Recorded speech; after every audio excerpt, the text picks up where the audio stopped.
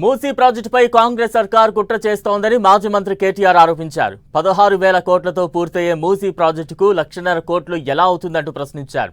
BRS మాదిరిగా తాము ప్రచార ఆర్భాటాలు చేయడం లేదని కేటీఆర్ కు కౌంటర్ ఇచ్చారు డిప్యూటీ సీఎం భట్టి విక్రమార్క. పేదల సంక్షేమానికి ప్రభుత్వం కట్టుబడి ఉందన్నారు.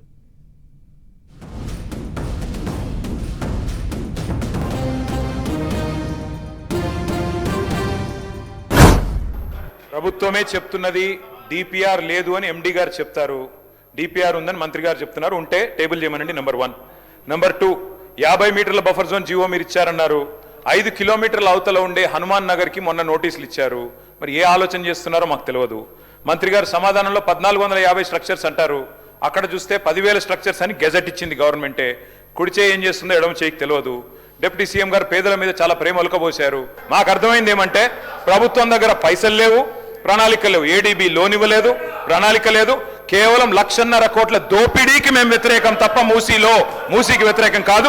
మీలాగా కేవలం ప్రచార ఆర్భాటం కోసం మొదలుపెట్టి ఏదో తూతూ మంత్రంగా చేసి వదిలేసేటువంటి ప్రక్రియలో ఈ ప్రభుత్వం లేదు అధ్యక్ష. చాలా స్పష్టంగా ఉస్మాన్ సాగర్ నుంచి గండిపేట దగ్గర నుంచి మొదలయ్యేటువంటి ఈ మూసీని మొదటి దశలో బాపు సరోవర్ వరకు అత్యంత పేదవాడు కన్నీళ్లు తూడుస్తూ వాళ్ళకి ఆ శుభ్రం చేసినటువంటి హైజీనిక్ కండిషన్స్లో అభివృద్ధి చేస్తున్నటువంటి మూసీ పరివాహ ప్రాంతంలో వాళ్ళ భాగస్వాములు చేసేటువంటి ప్రక్రియ ఈరోజు రాష్ట్ర ప్రభుత్వం చేస్తూ ఉంది. దీన్ని అభినందించవలసిందిగా నేను వారిని కోరుతా ఉన్నాను.